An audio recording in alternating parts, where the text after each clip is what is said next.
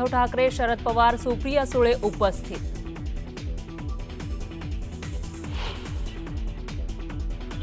महाराष्ट्रामध्ये 40 लाख संशयास्पद मतदार याद्यांमधील घोळ दाखवत राहुल गांधींचा निवडणूक आयोगावर हल्लाबोल. संध्याकाळी 5:30 नंतर महाराष्ट्रामध्ये मतदान वाढल्याचा आरोप.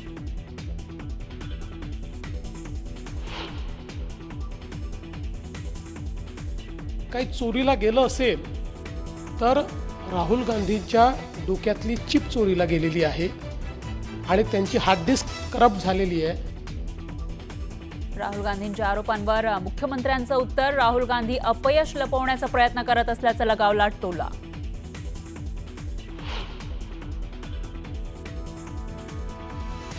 खडसेंचे जावई प्रांजल खेबलकर यांच्या मोबाईलमध्ये मुलींचे अर्धनग्न फोटो आणि व्हिडिओ. मुलींना ब्लॅकमेल करत शोषणाचा रुपाली चाकणकर यांचा आरोप. तर आज SIT चौकशीचीही मागणी.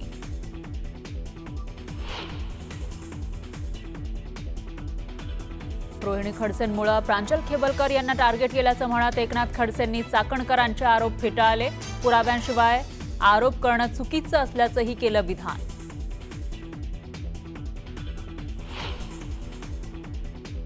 कबुतरांना अन्न पाणी देण्याची बंदी हायकोर्टाकडून कायम. नागरिकांचं आरोग्य आमच्यासाठी महत्त्वाचं. कबुतरखान्यांबाबत समिती स्थापन करण्याचे कोर्टाचे निर्देश.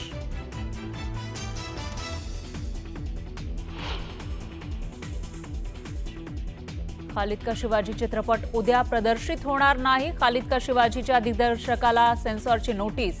पुरावे सादर करण्याचे आदेश.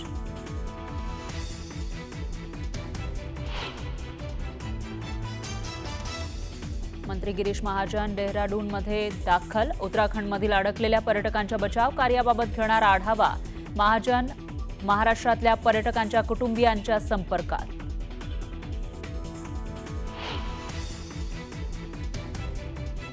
पंचवीस वर्ष शिक्षा भोगल्यानं अंडरवर्ल्ड डॉन अबू सालेमची मुदतपूर्व सुटकेची मागणी. राज्य सरकारचा मात्र सुटकेला विरोध.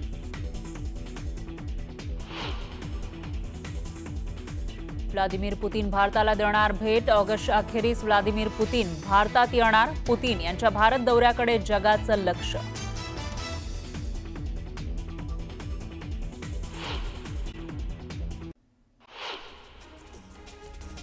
सोलापूर जिल्ह्यातील खरीप हंगामातील शेतकऱ्यांचं दुबार पेरणीचं संकट टळलंय. 109 मिलीमीटर पावसाची नोंद झाल्यानं शेतकऱ्यांना दिलासा मिळालाय. पावसाचा तूर, मूग, उडीद आणि सोयाबीन पिकांना फायदा होणार आहे. मुंबई गोवा महामार्गाचं 90% काम पूर्ण झालं आहे. महामार्गाचं काम करणाऱ्या एजन्सीवर बांधकाम मंत्र्यांनी नाराजी व्यक्त केली आहे. रेल्वे ओव्हरब्रिज आणि बायपासची कामं अंतिम टप्प्यात असल्याची माहिती त्यांनी दिली. परभणीतील शेतकऱ्यांचा रखडलेला हप्ता जमा करण्याची मागणी शेतकऱ्यांनी केली आहे. हप्ता न दिल्यास कारखानदारांच्या घरासमोर आंदोलन करू असा इशारा शेतकऱ्यांनी दिला. भोपळा पिकाला 2 रुपये किलोचा दर मिळाला. त्यामुळे धुळ्यातील शेतकऱ्यांना 3 एकर पिकावर रोटावेटर फिरवला. पिकासाठी केलेला खर्चही निघत नसल्यानं हताश झालेल्या शेतकऱ्यानं टोकाचं पाऊल उचलत 3 एकर पिकावर रोटावेटर फिरवला. चंद्रपूरच्या आनंदवन प्रकल्पाला जाणाऱ्या रस्त्यावरील अतिक्रमण हटवण्यात आलं आहे. नागरिकांच्या तक्रारीनंतर ही कारवाई करण्यात आली आहे. दरम्यान अतिक्रमणधारकांनी कारवाईला विरोध करत पर्यायी जागा उपलब्ध करून देण्याची मागणी केली. जळगावातील नागरिक उत्तराखंडमध्ये अडकलेत. अडकलेल्या नागरिकांसोबत कुटुंबियांचा संपर्क झालेला आहे. फोनवरून संवाद साधत सुखरूप असल्याचं त्यांनी सांगितलंय. छत्रपती संभाजीनगरच्या वरुड गावातील शेतकऱ्यांना कोबीला योग्य भाव न मिळाल्यानं एका शेतकऱ्यानं आपल्या 1 एकरातील कोबी काढून फेकलेली आहे. कोबीला 5 ते 7 रुपयांचा दर मिळत होता. त्यामुळे शेतकऱ्यानं टोकाचं पाऊल उचललं. यामध्ये या शेतकऱ्याचं जवळपास 3 लाखांचं नुकसान झालंय. परभणीच्या जिंतूरमधील शासकीय ग्रामीण रुग्णालयामध्ये साप आढळला. यामुळे रुग्णालयात भीतीचं वातावरण होतं. दरम्यान नागरिकांनी साप पकडून नैसर्गिक अधिवासात सोडून दिला. मुळशी तालुक्यातील माण हिंजवडी रस्त्याच्या रुंदीवरून ग्रामस्थ आक्रमक झाले. विकासाला आमचा विरोध नाही, पण गावठाणातील निर्णयामध्ये आमचं ऐकावं अशी मागणी ग्रामस्थांनी अजित पवारांकडे केली. 36 मीटरचा रस्ता न करता 24 मीटरचाच रस्ता करावा अशी मागणीही त्यांनी केली. देहू कंटोन्मेंट बरखास्त करून स्वतंत्र नगर परिषद करण्याची मागणी वाढू लागली आहे. देहू रोडकरांचा हा लढा आता थेट रस्त्यावर येणार आहे. 10 तारखेला देहू रोड बंदची हाक देण्यात आली आहे. पुणे मुंबई महामार्गावर सेंट्रल चौकात चक्काजाम आंदोलन केलं जाणार आहे. मावळ तालुक्यातील 50 गावांची बाजारपेठ म्हणून ओळखल्या जाणाऱ्या कामशेत बाजारपेठेमध्ये बत्ती गुलच्या समस्येमुळे नागरिक हैराण झालेत. यावेळी वेळेत विजेची समस्या मिटली नाही तर मोर्चा काढून कामशेत बंदची हाक देऊ असा इशारा इथल्या लोकांनी दिलाय.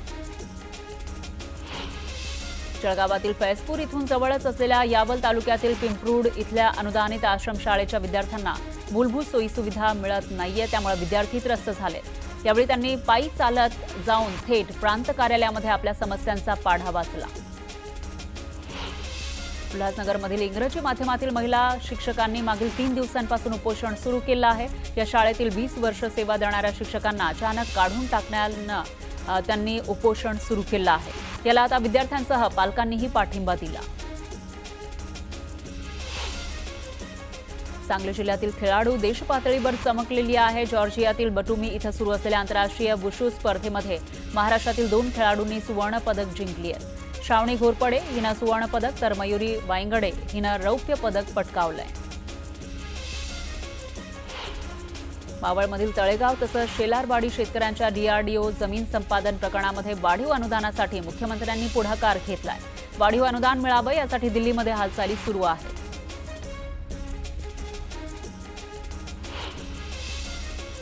जालना जिल्ह्यातील अंबड तालुक्यामध्ये झालेल्या मुसळधार पावसामुळे मका पिकाचं मोठ्या प्रमाणात नुकसान झालंय. वादळी वाऱ्यामुळे पिकं जमिनीवर आडवी झाली आहेत, त्यामुळे शेतकऱ्यांकडून नुकसानीचा पंचनामा करण्याची मागणी केली जाते. 15 ऑगस्ट स्वातंत्र्य दिनाच्या पार्श्वभूमीवर कल्याण डोंबिवली महापालिकेनं मोठा निर्णय घेतलाय. कल्याण डोंबिवली महापालिका क्षेत्रातील चिकनसह मटन शॉप आणि सर्व कत्तलखाने या दिवशी बंद राहणार आहेत. जळगावच्या धरणगाव तालुक्यामध्ये जनावरांमध्ये लंपी आजारानं शिरकाव केलाय. आतापर्यंत 202 जनावरांना या विषाणूजन्य आजाराची लागण झाली आहे. त्यातील 150 पेक्षा जास्त जनावरांची प्रकृती आता स्थिर आहे. उर्वरित 50 जनावरांवर औषधोपचार सुरू आहेत. आतापर्यंत 7 जनावरांचा मृत्यू झालाय. दौंड तालुक्यातील यवत गावातील जमावबंदी अखेर उठवण्यात आली आहे. काल रात्री 12 वाजल्यापासून यवत गावातील जमावबंदीचे आदेश उठवण्यात आले. आजपासून गावातील सर्व व्यवहार सुरळीत चालू करण्यात आले. कांद्याचे दर स्थिर राहावे यासाठी केंद्र सरकारनं नाफेड आणि एनसीसीएफच्या माध्यमातून कांदा खरेदीचा निर्णय घेतला. मात्र यातही कांदा खरेदीमध्ये मोठ्या प्रमाणामध्ये भ्रष्टाचार झाल्याचं उघड झालं आहे. त्यामुळे नाफेड आणि एनसीसीएफच्या अधिकाऱ्यांवर कारवाई करण्याची मागणी केली जाते. सोलापुरात खालिद का शिवाजी या मराठी सिनेमाला हिंदू संघटनांकडून तीव्र विरोध केला जातोय. या सिनेमाच्या दिग्दर्शकांवर गुन्हा दाखल करण्यात यावा अशी मागणी सकल हिंदू समाजानं केली आहे. चंद्रपूर शहराचे स्थानिक भाजप आमदार किशोर जोरगेवार हे केवळ इव्हेंट घेण्यात मशगूल असल्याचा आरोप काँग्रेसनं केला आहे आणि आंदोलन केलंय. महाकाली मंदिराच्या मार्गावर नव्यानंच बांधलेल्या डांबरी रस्त्यावर शेकडो खड्डे पडल्यानं काँग्रेसनं निषेध नोंदवला. गेल्या अनेक वर्षांपासून रखडलेल्या लातूरमधील विभागीय क्रीडा संकुलाच्या कामाला अखेर मुहूर्त सापडलेला आहे. उद्या पालकमंत्री शिवेंद्रसिंगराजे भोसले, गिरीश महाजन, दत्तात्रय भरणे यांच्या उपस्थितीमध्ये क्रीडा संकुलाच्या कामाचा शुभारंभ होणार आहे. छत्रपती संभाजीनगरमधील सामाजिक कल्याण वसतिगृहातील महिला कर्मचाऱ्यांकडून जबरदस्तीनं वैयक्तिक घरगुती कामं करायला लावली जातात असा आरोप आहे. या प्रकरणी तत्कालीन उपायुक्त आणि वॉर्डनवर गुन्हा दाखल करण्यात आला आहे. हिंगोली जिल्हा परिषदेमध्ये पवित्र पोर्टल मार्फत शिक्षण सेवक पदी निवड होऊन सुद्धा एका महिलेला अद्यापही नियुक्ती मिळालेली नाही. उच्च न्यायालयानं आदेश देऊन सुद्धा नियुक्ती देण्यास विलंब होत असल्यानं त्रस्त महिलेनं उपोषणाचा इशारा दिला. लातूर शहरातील बेशिस्त ऑटो चालकांवर आता दंडात्मक कारवाई तसंच गुन्हे दाखल केले जातील असा इशारा जिल्हा पोलीस अधीक्षक अमोल तांबे यांनी दिलाय. लातूर पोलीस वाहतूक शाखेतर्फे नियमानुसार ऑटो चालवून वाहतूक शिस्त पाळण्याचं आवाहन करण्यात आलंय. शिर्डीमधील एका रेस्टॉरंटमध्ये महिला कर्मचाऱ्यांची काही टवाळखोरांनी छेड काढली. यालाच विरोध केल्यानं 15 ते 20 जणांच्या टोळक्यानं हॉटेल मालकावर जीवघेणा हल्ला केला. त्या रेस्टॉरंटचंही मोठ्या प्रमाणामध्ये नुकसान केलंय. हा संपूर्ण प्रकार सीसीटीव्हीमध्ये कैद झालाय. यानंतर एक ब्रेकिंग न्यूज आपल्याकडे आहे. मंत्री गिरीश महाजन देहू रोडमध्ये देहराडून या ठिकाणी दाखल झाल्याची माहिती समोर येते. तर उत्तराखंडमधील अडकलेले जे पर्यटक आहेत त्यांच्या बचाव कार्याबाबत ते आढावा घेणार असल्याची माहिती आहे. गिरीश महाजन महाराष्ट्रातील पर्यटकांच्या कुटुंबियांच्या संपर्कात असल्याचं कळत आहे. तर मुख्यमंत्री फडणवीसांच्या सूचनेनंतर मंत्री गिरीश महाजन हे मदतीसाठी रवाना झाल्याची माहिती समोर येते. आणि याविषयी अधिक माहितीसाठी आपले प्रतिनिधी तुषार रूपनवर हे आपल्यासोबत जोडले गेले आहेत. तुषार, काय सांगाल? मंत्री गिरीश महाजन हे देहरादून या ठिकाणी पोहोचल्याचं कळत आहे. कशा पद्धतीनं मदत केली जाणार आहे आणि महाराष्ट्रातील जे लोक तिथे अडकले त्यांना कधीपर्यंत आणलं जाईल? नक्कीच फरा, आपण जर पाहिलं असेल तर मंत्री गिरीश महाजन आता देहरादून मध्ये दाखल झालेले आहेत. थोड्याच वेळात ते आता उत्तराखंडच्या दिशेने आता पोहोचतील. महाराष्ट्रातले मोठ्या प्रमाणात पर्यटक आपल्याला उत्तराखंडमध्ये अडकल्याची माहिती आहे. ही संख्या शेकडोंच्या वरती आहे आणि त्यांना वाचवण्याचे संपूर्ण प्रयत्न गिरीश महाजन करतात. गिरीश महाजन यांच्याकडे त्यांच्या कुटुंबियातील सर्वांच्या संपर्कांची यादी देखील आहेत. ते सर्वांच्या संपर्कामध्ये आहेत. मुख्यमंत्री देवेंद्र फडणवीस यांच्या सूचनेवरून गिरीश महाजन उत्तराखंडमध्ये दाखल झालेले आहेत आणि आता त्यांचं रेस्क्यू ऑपरेशन आपल्याला सुरू असल्याचं पाहायला मिळतंय. या रेस्क्यू ऑपरेशनमध्ये गिरीश महाजन यांच्यासोबत महाराष्ट्रातले काही प्रमुख अधिकारी देखील आहेत. त्या अधिकाऱ्यांच्या मदतीने कुटुंबियांशी संवाद साधून लवकरात लवकर त्यांना कसं रेस्क्यू करता येईल, रेस्क्यू करून त्यांना हेलिकॉप्टरच्या मदतीने, विमान सेवेच्या मदतीने किंवा बाय रोड कसं त्यांना बाहेर काढता येईल, या सर्व प्रकारचे प्रयत्न स्वतः मंत्री करताना पाहायला मिळत आहेत. यापूर्वी देखील आपण पाहिलं असेल तर कोल्हापूरचा महाप्रलय असेल, सांगलीचा असेल, केरळचा असेल किंवा अन्य राज्यांमध्ये देखील असेल, यावेळी देखील मंत्री गिरीश महाजन आपल्याला घटनास्थळी जाऊन आपल्याला मदत करताना पाहायला मिळाले होते.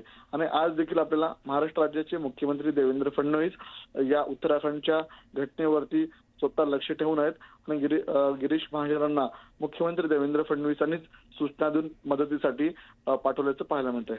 बरोबर आहे तुषार, याविषयीची अपडेट आपण घेत राहूया. धन्यवाद तुम्ही दिलेल्या या सविस्तर माहितीसाठी.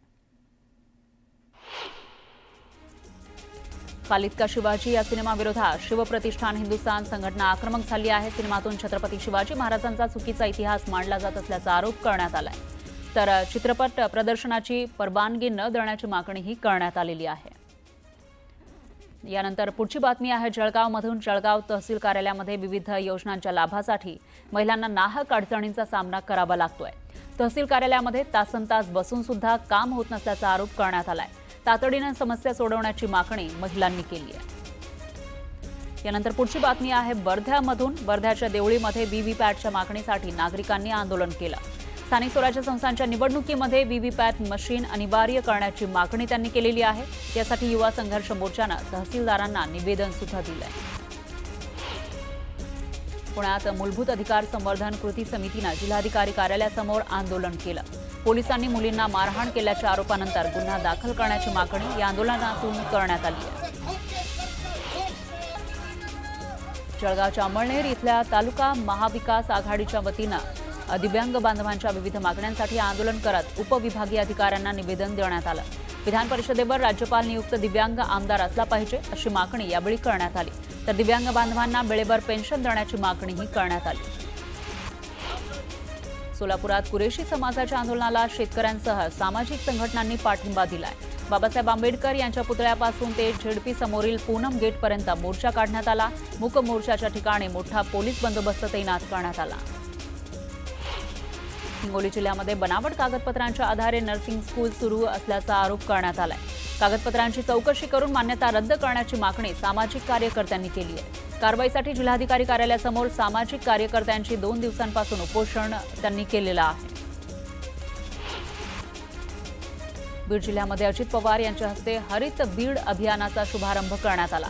एकाच दिवशी 30 लाख झाडांची लागवड करण्यात आली आहे. दरम्यान मोठ्या संख्येनं विद्यार्थ्यांनी या कार्यक्रमाला उपस्थिती लावली.